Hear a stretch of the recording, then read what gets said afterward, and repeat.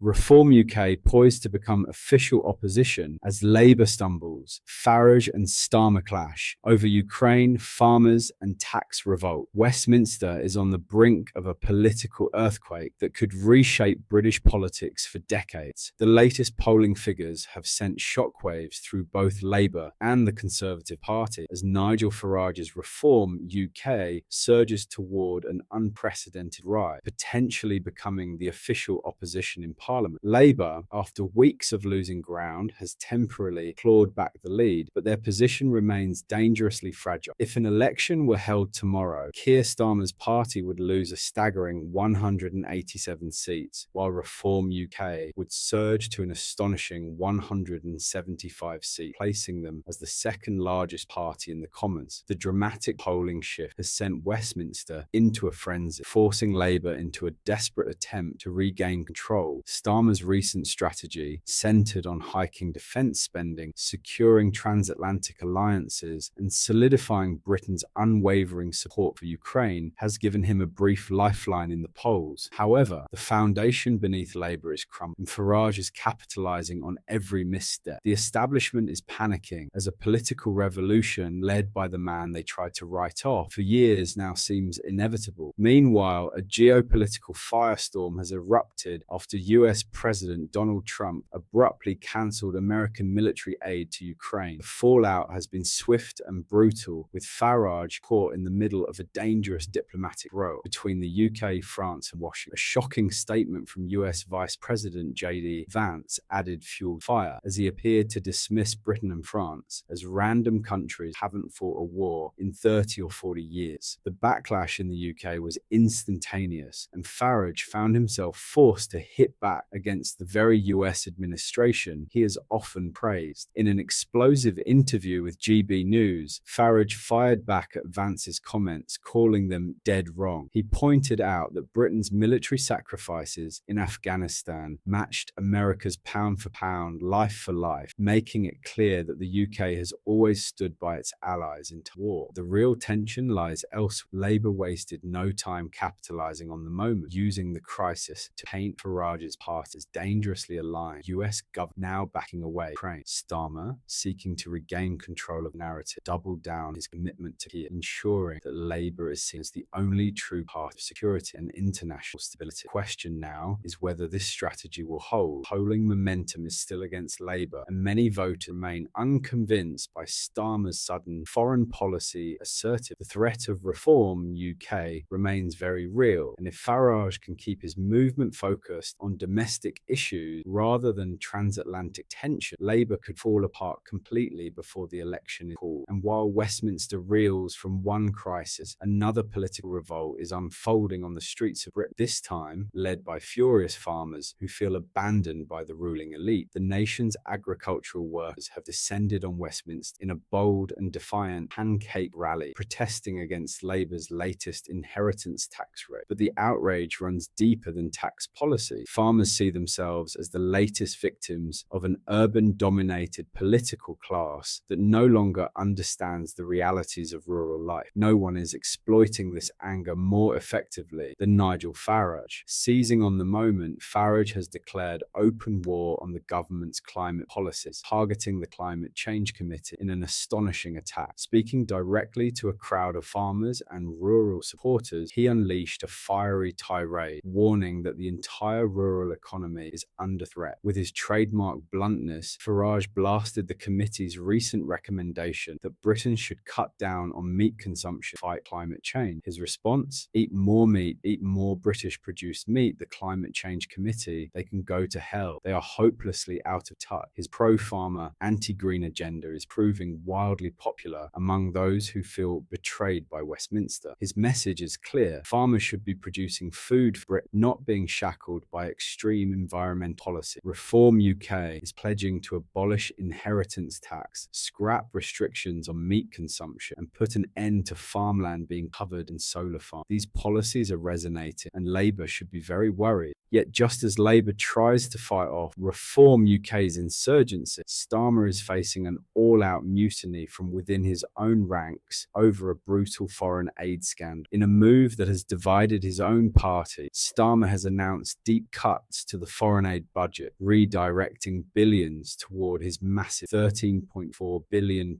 defence spending increase. The backlash from Labour-backed benchers has been explosive. A scathing letter signed by a growing number of MPs denounces Starmer's move as a disgrace, warning that the world's most marginalised people are paying the price for Britain's budget balancing. The rebellion claimed its first major casualty last week when Annalise Dodds, a longtime ally of Starmer, abruptly resigned in protest. In a devastating attack on her former boss, she accused Starmer of mirroring Donald Trump's brutal foreign aid cuts, a move that she called morally indefensible. But the insurrection is only growing. Diane Abbott has joined the chorus of condemnation, calling Starmer's decision shameful. Former Shadow Defense Secretary Clive Lewis has warned that Dodds' resignation is a big straw that could break the party apart. Labour moderates are panicking, with some pleading for Starmer to delay cuts until 2026 to prevent an open civil war within the party. Yet despite the growing rebellion, Starmer refuses to back down. Instead, he has doubled down, insisting that tough choices must be made to fund Britain's defence commitments, and in what could be a politically suicidal move, he has refused to rule out raising taxes to plug the remaining funding gap. In a moment that sent chills through Labour strategists, Starmer dodged direct questions about a potential tax bombshell in the upcoming spring budget, refusing to rule out stealth hikes on British taxpayers. The stage is now set for a monumental battle. On one side, Labour is struggling to hold itself together, torn between its new security-first agenda and the backlash from its own MPs over foreign aid cut. On the other, Reform UK is closing in fast, poised to become the official opposition if the current polling trend continues. The old order is collapsing, and the British political landscape is shifting beneath our feet. The real questions are looming. Can Starmer hold his fragile coalition together, or will Labour's internal wars destroy his party before an election is even called? Will Farage's insurgent movement break through and establish Reform UK as Britain's new political powerhouse? Is this the moment when Britain's two-party system finally crumbles, opening the door for a political revolution unlike anything we've seen before? The countdown to the biggest shake-up in modern British politics has begun. The old guard is in crisis, the insurgents are rising, and Westminster will never be the same again. Starmer's nightmare, Labour in free fall as Reform UK storms toward official opposition. Britain is witnessing a political earthquake unlike anything seen in modern history. The once dominant Labour Party is spiralling into chaos. The Tories are collapsing into irrelevance, and Nigel Farage's Reform UK is closing in fast on Westminster's crumbling establishment. In the latest polling, Labour barely clings to a single-point lead, but behind the scenes, the party is falling apart at the seams. If an election were held today, Labour would lose 187 seats, and Reform UK would surge to an unprecedented 175 seats, placing them as the official opposition in the House of Commons. This isn't just another polling shift, it's an existential crisis for two-party systems. Starmer is scrambling to keep control, throwing every political maneuver he has at the rising tide of opposition. His defense spending splurge, a high-profile trip to the White House, and a renewed commitment to Ukraine may have given him a temporary lifeline in the polls, but inside Westminster, the reality is clear. The Labour machine is in freefall. Meanwhile, the Tories are imploding, sinking into third place as Rishi Sunak's government faces total collapse. The Conservative Party's century-old grip on British politics is slipping, and its voters are abandoning ship. Reform UK has now overtaken the Tories in several key regions, and the once unthinkable is becoming a reality. Nigel Farage as the face of Britain's opposition. As if this political upheaval wasn't enough, a geopolitical firestorm has ignited, dragging Farage into the middle of an explosive diplomatic scandal. On Monday night, Donald Trump's administration abruptly cut off US military aid to Ukraine, blindsiding Washington's allies. But the real bombshell came from US Vice President J.D. Vance, who casually dismissed the UK and France as random countries that haven't fought a war in 30 or 40 years.